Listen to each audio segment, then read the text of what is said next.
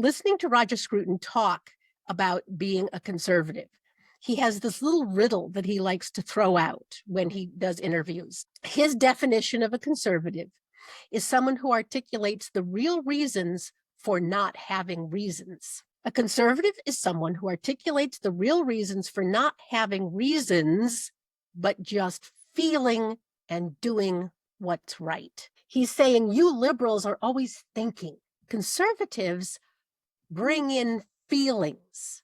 And this is a critical difference, and you better listen to it because feelings matter in politics.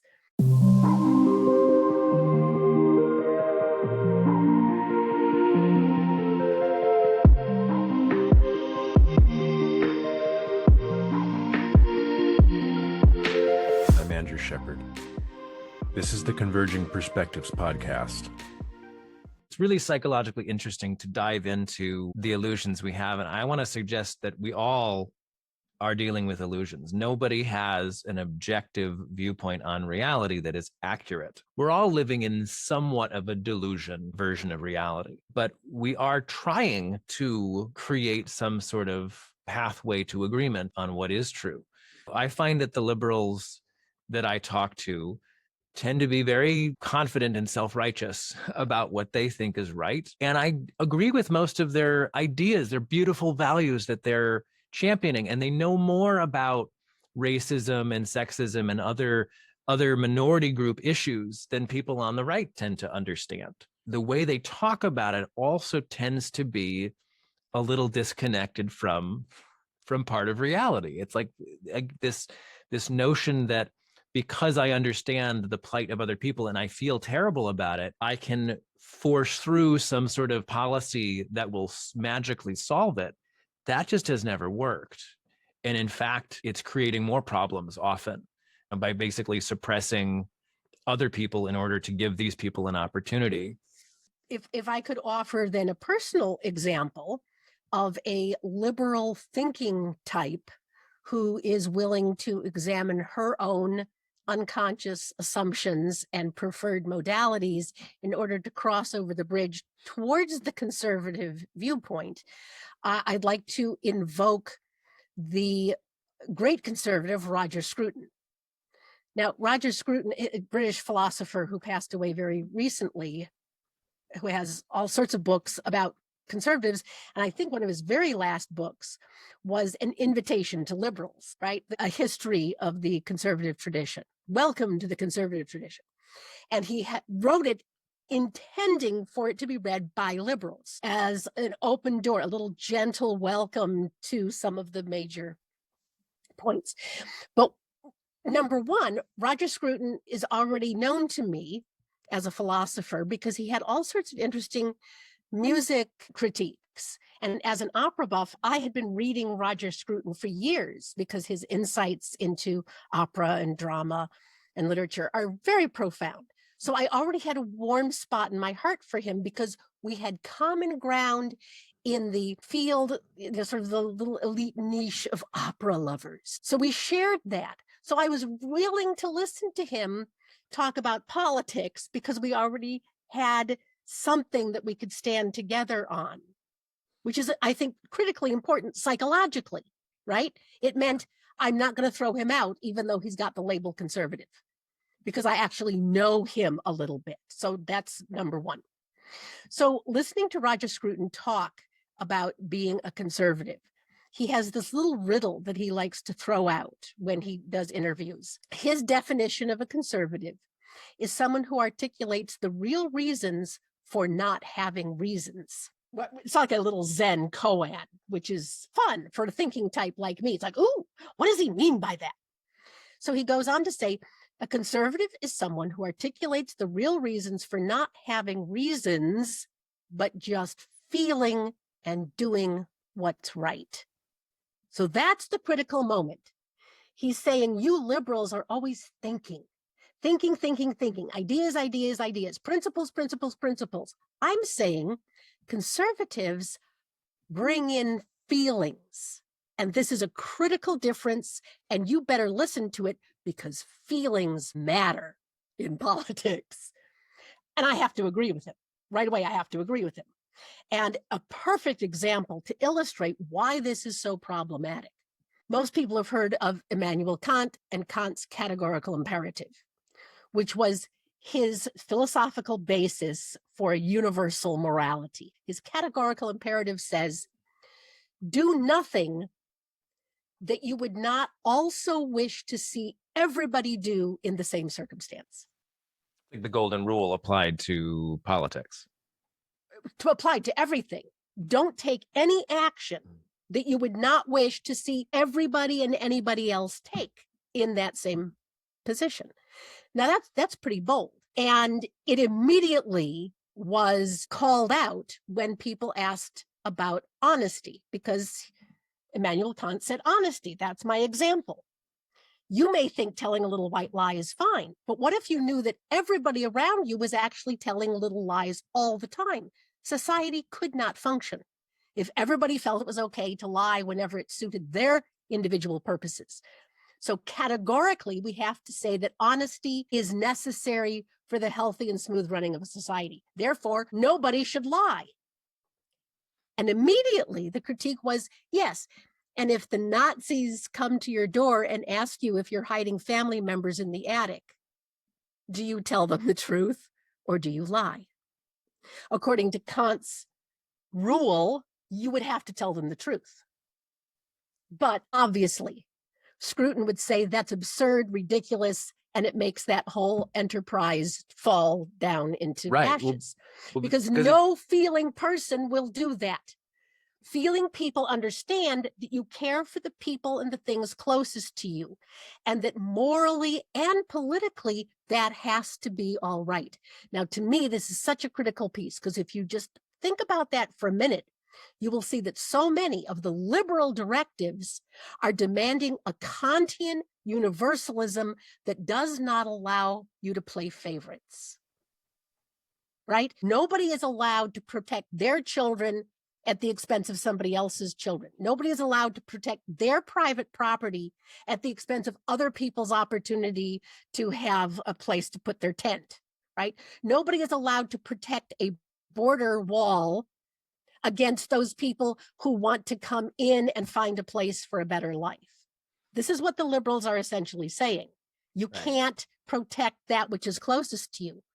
And Roger Scruton would say, then your side will lose, because it runs smack up against human nature. And it is human nature to protect your own first. And you've got to allow that. That is the feeling tone of conservatism. I love what's here. I love what's mine. I love what's ours. And now that definition is the tricky one, because how much of this is ours that I'm willing to defend? And I want to just speak to the progressive values. So many of them are like Star Trek, like they're beautiful utopian ideas of total fairness and total compassion and total liberty, in the sense of your sexual choices and all of these things. It's like, why wouldn't you want that? Well, this is why. Like at a certain point, trying to force these values on people who don't actually want them, that's dangerous. And you've become, in the auspices of diversity, you've created hegemony. And in the auspices of liberty, you've created a prison, a thought prison. And that's why they accuse liberals now sometimes of fascism, of thought police. It's not enough to bring teaching moments to people about racism and sexism and xenophobia, and the hot topic now being transgender rights. It's like, no, I'm going to bludgeon you with this until you agree with me, because it's so evil. Now, the other side of that, of course, is that conservatives cannot just stick their heads in the sand and say, I don't want to listen to it. I'm a good person, so I don't need to care about any of these minority groups who have been suffering for generations. That's not acceptable either, but it needs to be a conversation. It cannot be a forceful bludgeoning that goes against the liberal values. And cancel culture being the primary example. It's like, we're going to cancel people who do things wrong and call them bad apples. Of course, the system is systemic, though. It's systemic racism, systemic sexism that we're talking about. But forget about that. Let's just cancel some people because it feels good, right? That's where the whole ideology breaks down. And if you're going to teach people that this is a systemic problem, then you need to teach everybody why it's a systemic problem and in order to actually deal with it at a systemic level. If you play whack-a-mole with your problems, they just pop up somewhere else later. You've done nothing.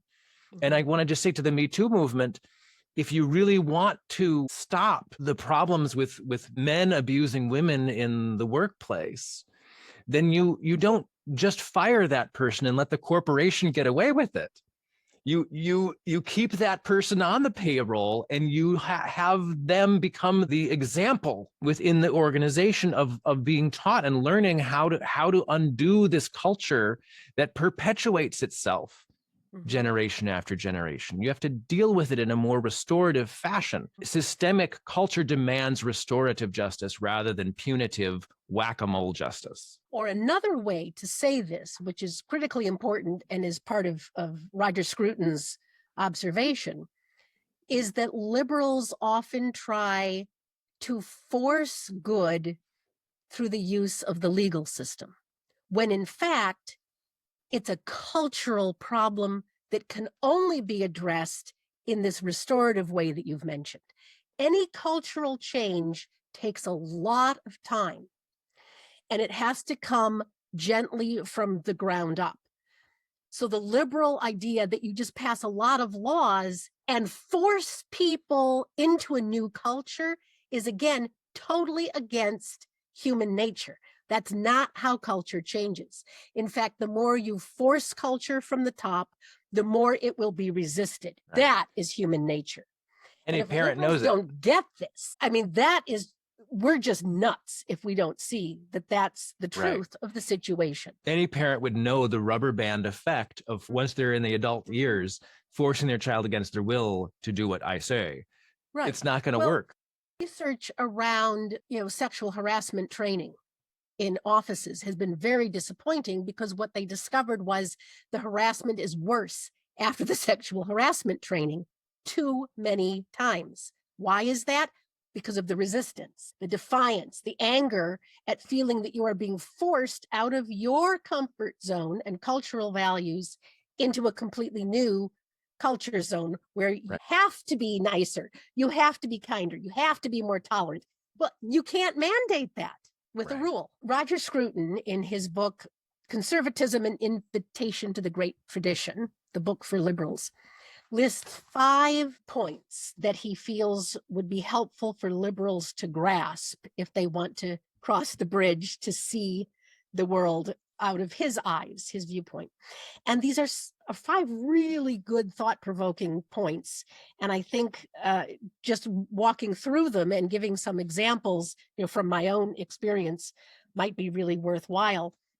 And the one I want to start with, because it surprised me, is his principle number 4. And we've been talking around this. He goes back to Aristotle and says that conservatives see that human beings are a rational animal. That was Aristotle, the rational animal, that are human beings. But that rationality only works in a culture of shared customs and institutions and values. And that you have to recognize that the customs, institutions, and values are not primarily rational. That's the significant difference. So this is what he calls the principal contribution that conservatism has made to the self-understanding of the human species, is that we are driven not by reason, but by our enculturation, and that those enculturated principles are not reasonable. They don't have to be. They're the habituated customs and activities and values and knowledge that we've simply assimilated by being among our own kind. And to me, this is just profoundly important because it upsets our method of deciding how we're going to be political animals for liberals. Because as liberals, we generally want to discuss things at the abstract and take sort of a high philosophical ground. I'm thinking now of the famous liberal moral philosopher John Rawls, our contemporary philosopher who invented this marvelous thought experiment called the veil of ignorance, where he said, to evolve a universal standard of behavior, imagine that you are standing at the precipice of your new life, looking down at the earth, and you get to help construct the value and legal system by which you will live. But you have no control or knowledge of where you'll end up in the pecking order. You don't know if you're going to be male or female, healthy or handicapped, born in Asia to a peasant, or New York City to a millionaire. You have no knowledge. There's a veil of ignorance drawn between you and your next life. But you still get to help set the political framework before you go into the game. What political framework do you want? Now, this is a classic liberal exercise, right? Because it's completely imaginary. There is no possibility that any of us will devise political systems in a vacuum. We already come with our culture embedded in it, with its values and customs and traditions. But it's the type of exercise that liberals enjoy because it allows us to imagine a world that would be more fair, more righteous, greater equal opportunity for more people. But it won't work in practice because it's not actual and it's not true. Yeah. This reminds me of what I've been hearing a lot from liberals in particular, which is just the same emotional energy that conservatives are feeling of just wanting to throw it all out and start over again. We're just so sick of the system. There's some psychologists who suggest this sickness feeling isn't really rejecting the system that we're in. It's really a rejection of self. That we don't want to deal with ourselves anymore because we're so sickened by our own lives not being as fruitful or beautiful as we want, that it's this disgust emotion is essentially driving us away from dealing with reality, with the system that we have, saying, I want to just throw the whole thing away and start new. But that doesn't happen. Right. There is no such thing as a blank slate in political systems. You can't have it. Hegel talks about this. This is the negative drive or the negative energy that you see whenever the pendulum swings, right? And the other side takes political control. It's that kind of, let's wipe the slate clean. French Revolution, off with their heads. We will build a new society based on fraternity and egalitarianism, right? But it's always a bloodbath. It doesn't matter which side has decided that the old order is adrift and non-fixable, but it never works. So this is one of Hegel's contributions. It is much better to hold the conservative position. And in this sense, conservative simply means hang on to what is working, however modest and tiny that seems to be, because to throw everything out is so regressive that you will regret it.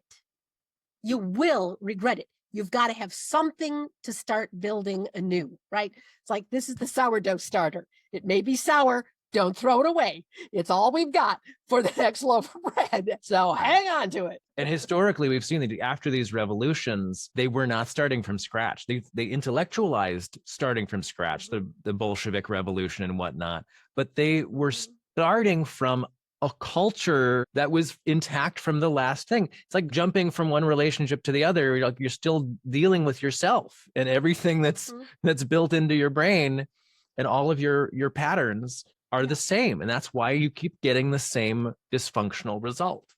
Right. Which is why, it's so important to acknowledge that America was not founded in a vacuum. The American founding fathers had very specific cultural ramifications hardwired into the Articles of Confederation and then the first Constitution. And those values have continued down to the present day. So we're not an idealized nation in that sense. We're a nation that is founded in very bleak kinds of prejudices, and we've struggled with and against them ever since. Let me take another one of Roger Scruton's points, another one which feels very nuanced and not something that we appreciate.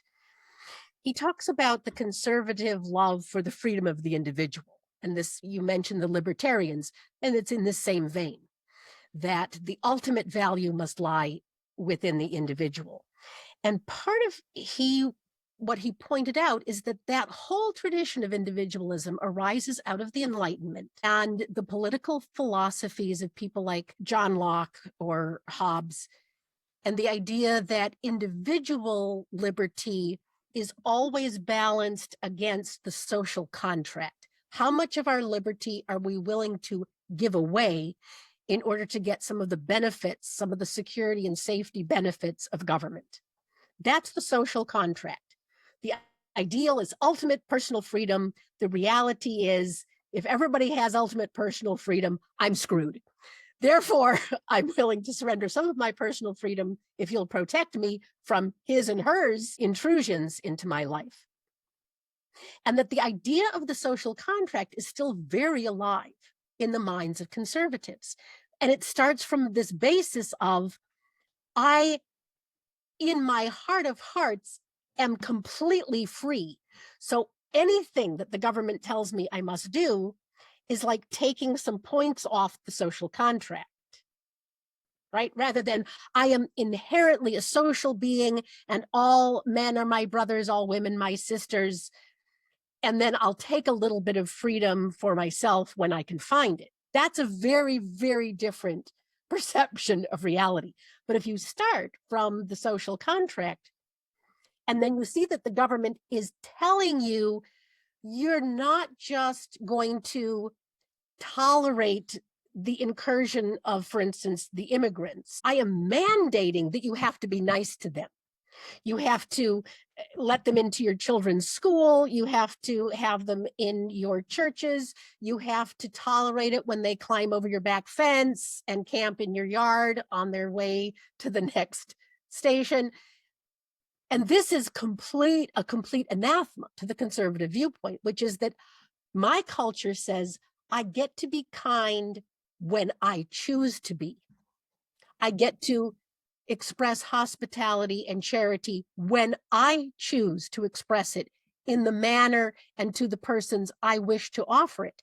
The minute the government tells me I must, that is an assault on my fundamental freedom.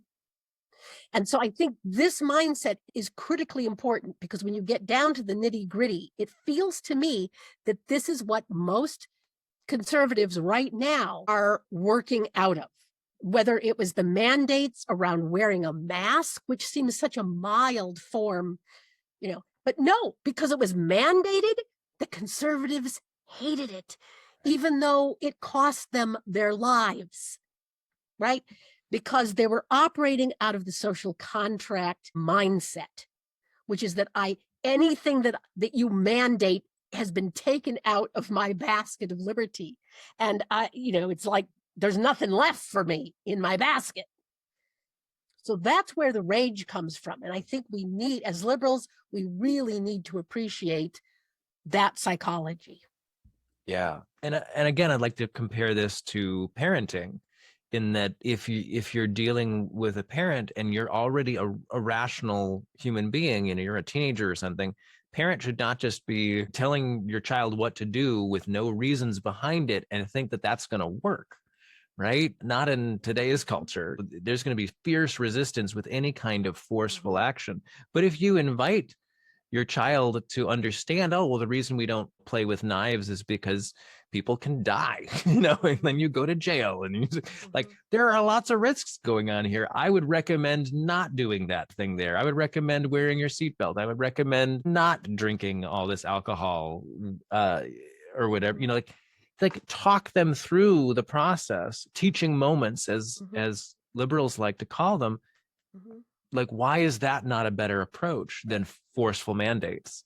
Even more important, if you take it a step further, let's say you told your teenager you have to volunteer at the homeless shelter once a week, or you don't get your allowance. What you've done is you've deprived your teenager of evolving their own moral center, evolving their own culture of caring, If you extrapolate that to the wider sphere, and this is the conservative, this is Roger Scruton talking now, you are eroding culture at its foundations by taking the choice away from individuals on how they are going to share their wealth, their knowledge, their enthusiasms.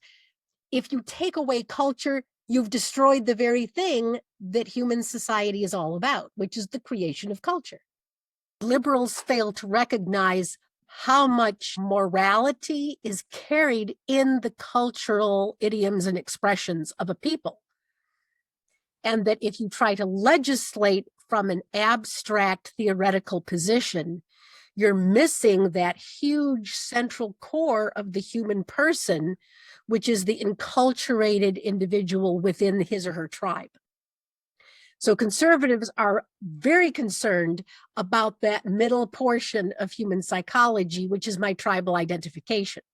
And they feel that liberals are always trying to be elitist and talk these abstract concepts about justice and equality that don't relate to their own lived experience. When we're talking about the need for converging perspectives, we're talking about the need to remove, at least temporarily, some of the blinders that are permitting each side to demonize the other side. This attitude that I must be right, therefore I don't have to listen to anybody else's point of view.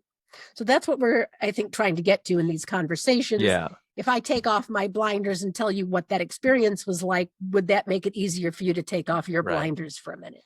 And it's sad that we have to do this, but the fact is that most of the news media today has a completely morally abdicated responsibility for doing this. They're mostly doing the opposite. They're mostly beating the tribal drum and getting us to demonize the other viewpoint. You know, as a baby boomer, it's very easy for me to throw my mind back to remember some of the old newscasters from the main NBC, ABC, CBS, even someone like Ted Koppel. You never knew what their political views were. They gave you the news, and there was this cleanness to the reporting, which was fact-driven. So it's a very confusing thing for baby boomers to see this partitioning of news itself, because news did not used to be the source of ideological rants. But now you can't get news just as news. There's always an ideological rant that accompanies it. That's something that has just happened in my lifetime in the last decade or so, and it's very alarming. And I call this the sort of commodification of the news cycle, not even commodification. It's almost darker than that. It's kind of this religion of more has basically turned everything into a consumable identity replacement. And the news is the latest on the chopping block for consuming rather than giving you something of value. And it's replacing your sense of identity with this tribal, like, oh, well, this is who we are. We're these people who believe this stuff that we haven't examined and don't actually understand what it means or how it actually applies to people in reality. But damn it, that's who we are.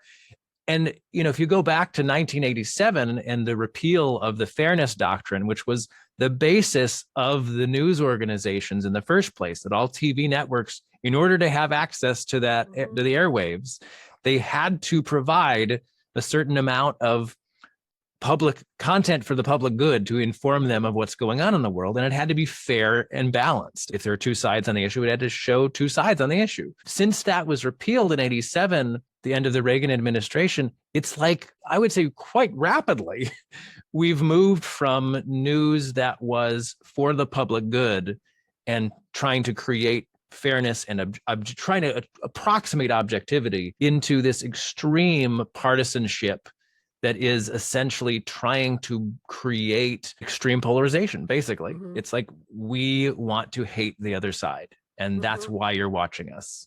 Yeah. Interestingly, one of the last holdouts for quote unquote objective news was National Public Radio, which was supported by tax dollars. And in a very interesting survey, they discovered that when polled, conservatives felt that NPR was a liberal mouthpiece, that they were always slanting the news to be more liberal.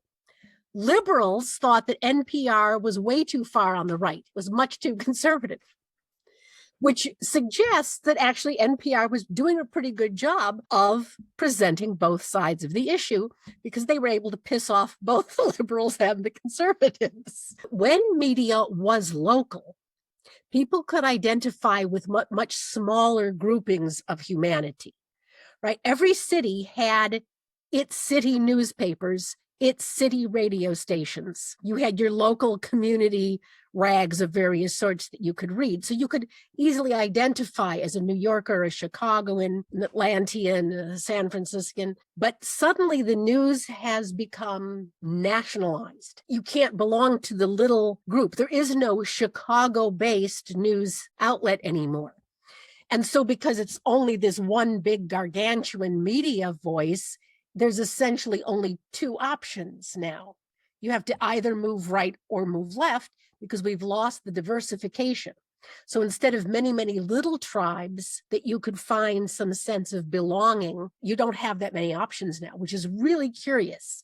If you recall that at the beginning of the technological explosion and the World Wide Web, everybody saw that this was going to be a tool for differentiation, that every individual would now have a voice. But instead, what's happened is that a tiny, tiny minority have a voice, even fewer people than when we had multiple outlets. Now there's only, 10 people that can actually make a living doing late night commentary on politics, instead of the hundreds or even thousands of small journalists and documentarians that used to be working.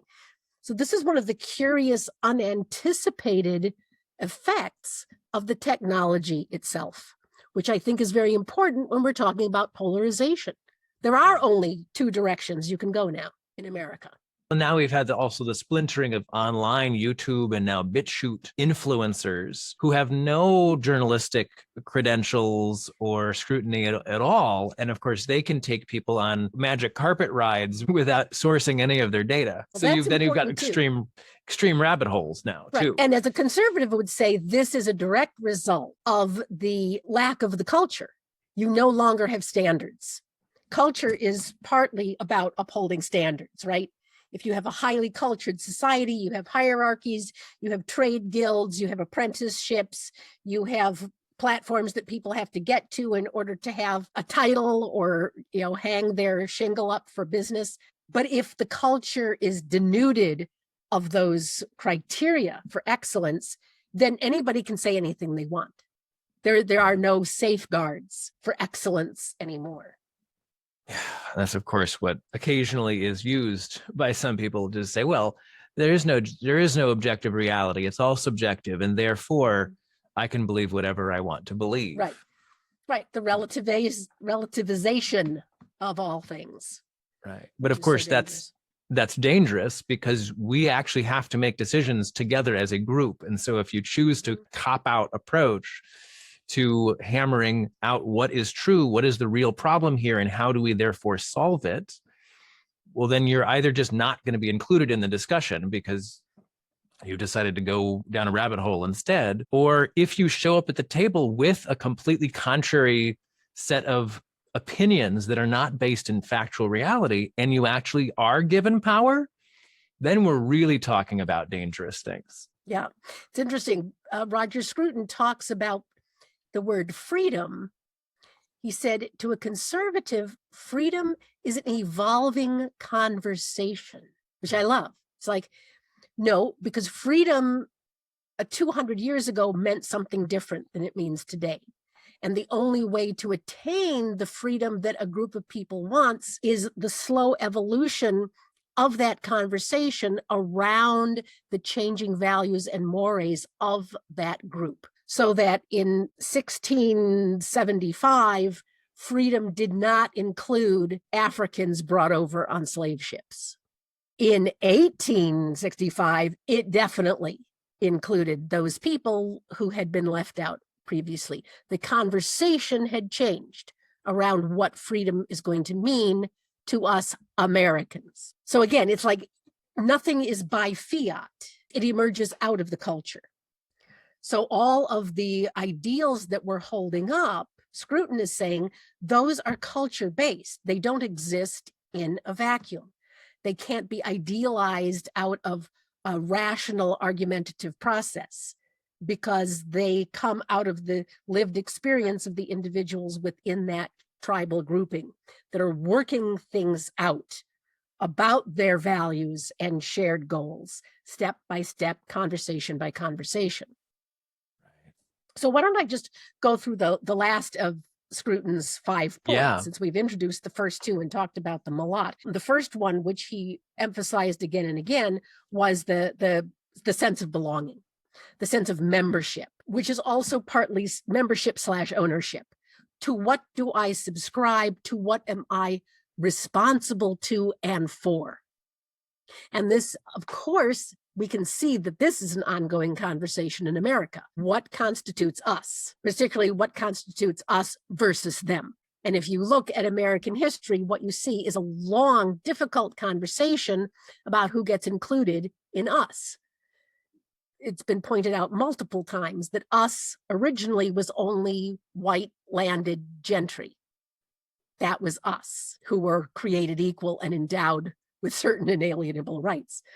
If you go through the history of immigration in America, it is kind of sad comedy where every group of immigrants that comes in immediately turns around and tries to push out, banish, and demonize the group that now wants to come in. I did not realize this, but apparently Ben Franklin wrote a very nasty piece about those swarthy foreigners who don't speak our language, and why he thought they were going to ruin the new colonies.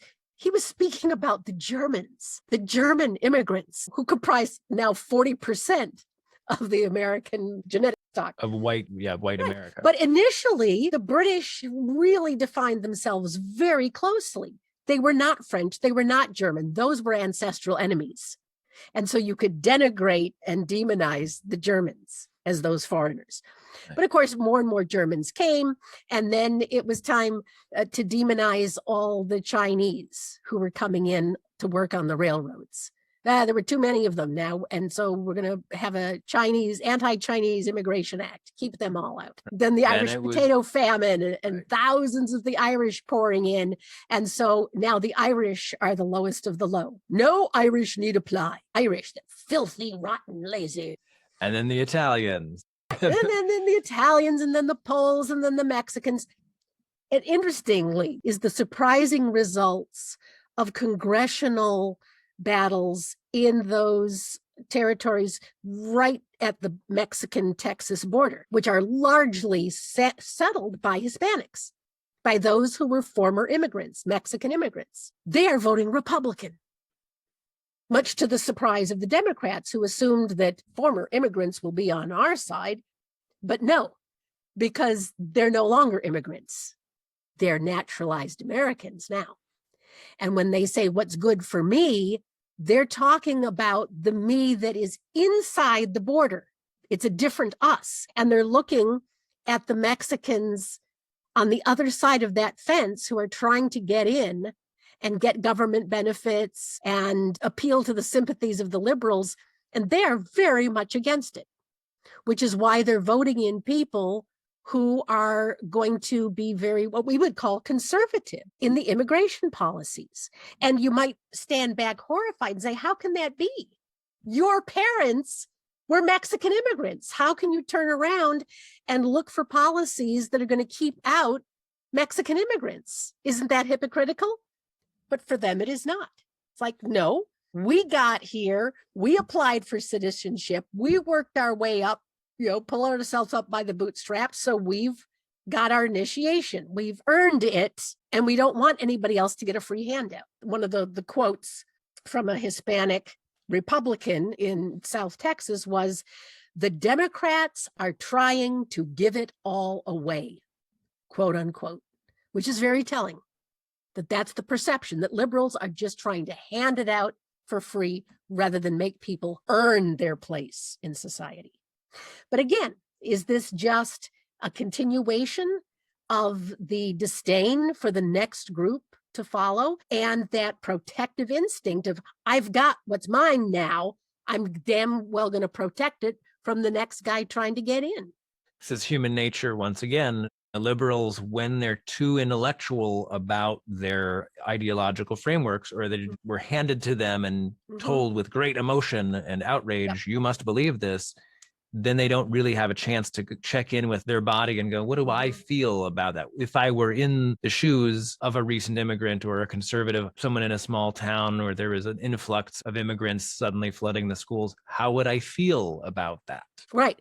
And this is Scruton's next point about human nature, which he puts as the God, family, and nation, the loyalty groups, and the importance of identifying those smaller groups to which you will be loyal. Certainly within the American conservative movement, the emphasis on family, the rights of parents to control what their children learn in school, for instance, what their children are exposed to online or in the public marketplace, the idea that the government would come between a parent and their child is really detested by the conservatives, because in the conservative viewpoint, the family and these very small neighborhood subgroups need to have the right to control their environment and their values. And so this emphasis on how human beings actually operate in the real world is an important thing that liberals are often ready to roll over. And we mentioned earlier the quote unquote hypocrisy of the liberals in places like San Francisco, where the homeless crisis has forced so-called liberals to take very conservative, hardline stands against homeless people because their families are being impacted by all of these displaced persons occupying the space that their family members and their neighbors want to occupy with their activities and their values, which are very different. And finally, Scruton's last point here was the emphasis on the idea, which I love, that it's not just cooperation in the family and the neighborhood, but the recognition that humans thrive on competition. That competition is one of the hardwired ingredients of a healthy and flourishing society. And you see this in all cultures, primitive or advanced. Competition, whether it's for a mate or for alpha status in the warrior community or the best morsel of food that's been brought home from the hunt, competition is part of what makes human beings move, right? This is what moves us in that emotional sense. We want to prove ourselves. We want to show off. What the conservatives see the liberals trying to do is remove the spirit of competition and replace it with equality of outcome versus equality of opportunity. And there's a huge difference there if you think about it. And it's true. Liberals are always looking at the outcomes of things, right? When we look at statistics, how many people actually own a house? How many people own a successful business? How many people actually graduated? Those are all outcomes, rather than looking at how have we tried to smooth the playing field to make equal opportunity more accessible to more people. If you only weigh your success based on outcomes, you're missing a central piece of the puzzle of the human psychology, which is the need to feel the competitive spirit. So this is what's driving the fight right now, for instance, in affirmative action in higher education. And the fact that the Asian parents are furious and lobbying lawsuits against universities for having quotas for the number of people from different ethnic groups that will be admitted. That's looking at a results oriented. Did we get 10% of this minority and 10% of that minority? Rather than, hey, we're going to open it up. Whoever gets this SAT score has a chance to enter in. It's a very different way of trying to play the game of democracy. On the liberal side of that argument, of course, it gets quite sophisticated quite quickly, because when you have African Americans, for example, who have been systemically oppressed generation after generation, their typical family structure broken apart, just giving them equal opportunity is still not equal opportunity. Why is it still so far off? there's still real people suffering and not getting a real chance to get ahead. And it's a legitimate complaint. It's a legitimate problem. But when you force a leveling of the playing field, it hurts a lot of other people at the same time. So it ends up being a very complicated debate about how to achieve equity without oppressing other people. Right.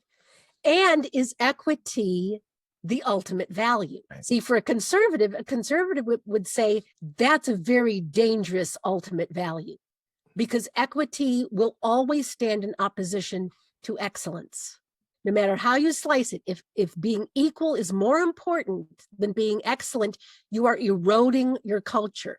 And eventually you will find that you do not have as strong a culture as you once had. And this is the problem when you cut all of the gifted and talented programs and give the money to the people at the bottom, so that you can have English as a second language classes, but not advanced math and computing. Have you really enhanced your society? I mean, these are big, huge, open questions.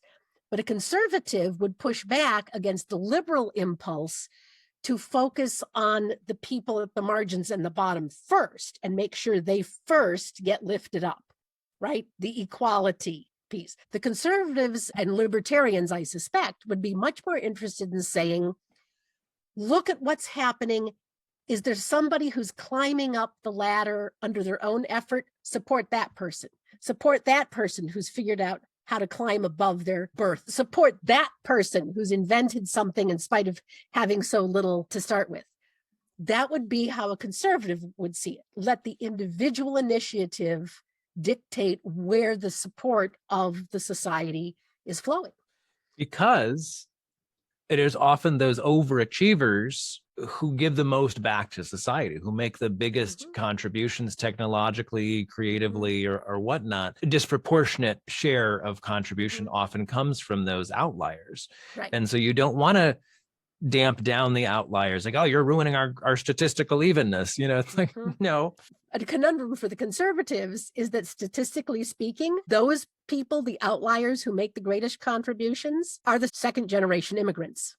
The children of first generation immigrants make the largest contribution. They are the most successful, the most likely to move up quickly in the hierarchies of things.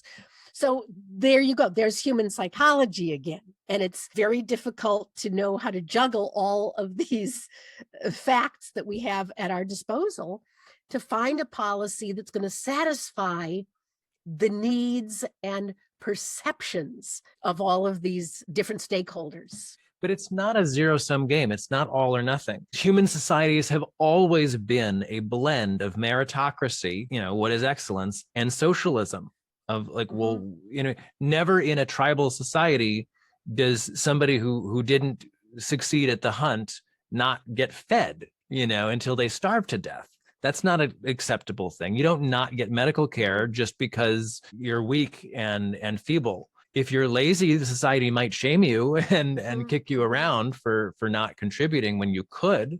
But if you're unable, they're not going to treat you that way. They're going to take the best care of you as long as you're not hurting the rest of the tribe. On the flip side, the most powerful, brilliant hunter can make the killing that feeds the entire village. Right. And he should say, well, I should deserve all the women and all the extra resources. Everything should come to me because I'm the biggest winner for the group. And the group will say, no. Today we say yes. We're like, oh, of course, you're the CEO. You deserve 400 times the average salary of an employee. But in a tribal society, that would be completely absurd. And you would be laughed out of the tribe if you demanded such a thing, no matter how valuable your contribution.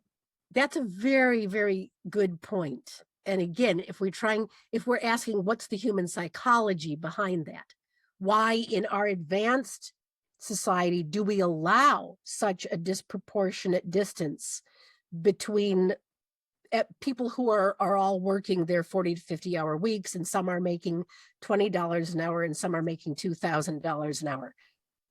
What's the psychology of allowing that? In the tribal situation, you would have had the realization that so much success depends on luck and teamwork. There would never have been any question that the one who was able to throw the spear into the side of the wildebeest this week happened to be standing in the right place at the right time when the wildebeest ran past. But next week, it could be another Tom, Dick, and Harry that were standing in the right place at the right time. That is also metaphorically true of our society. There are some people who happen to be in the right place at the right time. They had the right parents, the right investment, the right team with them to monopolize a small niche market and grow it extensively. There's a lot of chance that goes into success and failure that we are not seemingly willing to admit. And so we want everything to be about how great you were, not how fortunate you were. And that's one of the shadows of meritocracy theory. Well, and it gets even darker than that when you start looking at confirmation bias turning into self-fulfilling prophecy, the halo effect, all these ways in which as soon as somebody seems to be getting the advantage, as soon as the first pawn on the chessboard is taken, they can lean on a trading of chess pieces until they beat out the competition and have a monopoly. And that's what we see in corporate America and in the celebrity world too. It's like as soon as you have the edge, you can milk it to just get higher than everybody else. The halo effect of Elon Musk and Tesla, it's like that company cannot possibly be worth more than Toyota that makes 10 times, 20 times as many cars as they do. But because it's their perceived icon of success, the stock is incredibly overvalued. So that kind of mentality plays into this sort of bringing people up and crowning them as saints or gods of our culture. So non-Americans who look at this will often attribute this strange penchant of ours for lifting up and making heroes, practically gods of humans, or scapegoating others. Non-Americans will look at this and say this is an aspect of Americans' caricatured ability to read a narrative, to understand a plot line, to make cartoons out of everything that happens to them. In other words, we have very little nuance when it comes to characters. We want immediately to fit you. Are you the hero of the story? Are you the villain of the story? Are you the fool of the story? And once we've pegged you as a character, you must play out that role, and we'll simply escalate in any direction what that character is supposed to do. We seem to be incapable of handling the kind of nuanced characters that other cultures have no problem assimilating and identifying with. Like nobody's completely good, completely evil. But for Americans, the simplicity of our narrative structure, we really seem hemmed in to that narrative structure, which is very sad. And this reminds me again of the psychological pathway from a lack of identity to narcissism, which is trying to restore that identity through a delusional projection of a self-serving reality. And that leads to all these other issues, including tribalism and polarization.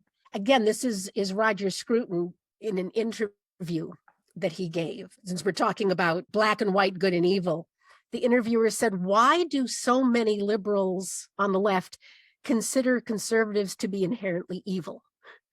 And Scruton said, and I'll quote, the principal reason is that people on the left have illusions about human nature and think they prove their virtue by broadcasting those illusions. Anyone who punctures those illusions is therefore not just a spoilsport, but a threat. What the self-declared virtue of the left amounts to can be witnessed in what happens to ordinary humanity when the left takes power, which is a sort of a dark allusion, I'm suspecting, to the communist and socialist takeovers, like Chairman Mao's China, for instance.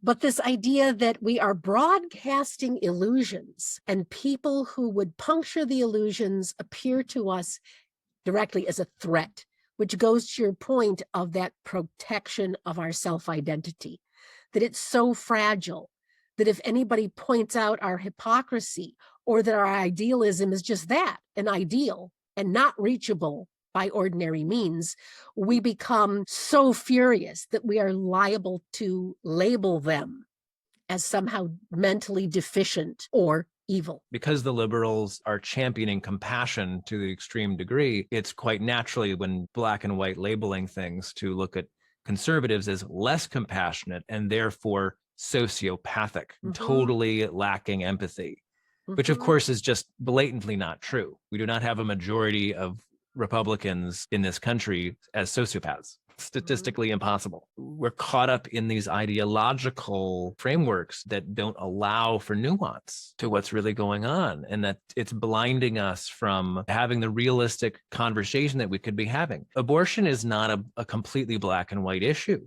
but that's how it's framed on both sides. It's framed as either it's a human right or it's human evil. On other issues that we're debating, it's again and again, it's just, there's this emotional ratcheting up of the, oh my God, if this happens, it's the end of the world. And it's just hammer, hammer, hammer. And this is how news sells you news. It's somewhat an ideological agenda because politicians are making money off of this, but it's also the news organizations themselves sucking money out of advertisers by keeping our attention on the most hyperbolic thing.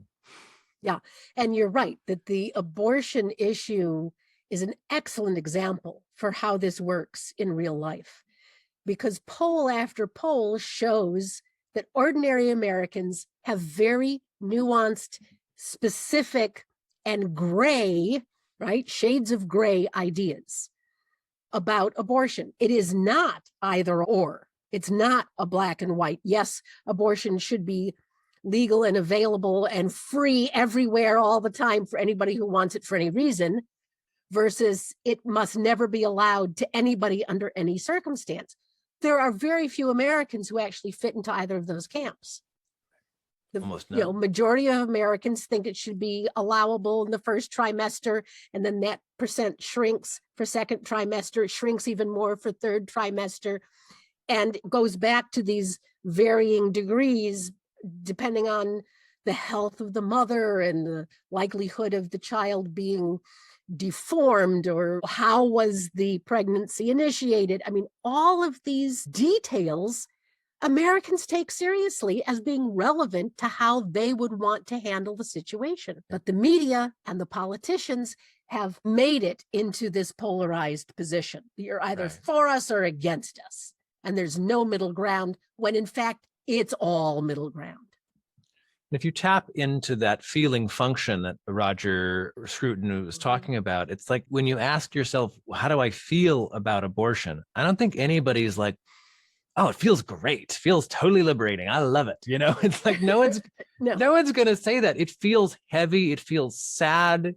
It feels not great. And yet it's dangerous. It's exhausting. It's disappointing. It suggests a mistake somewhere along the line. I suspect that almost all liberals have a similar feeling when they think about abortion. It is something they take very seriously, and it is a heavy, somewhat gross topic. And yet they still fight for it to be legal, which means that they're not oblivious of the compassion or the feeling of conservatives. There's something that they believe is more important than the life of that fetal child. So it's like we need to be able to talk about this stuff, or we're just going to keep hitting our heads against the wall.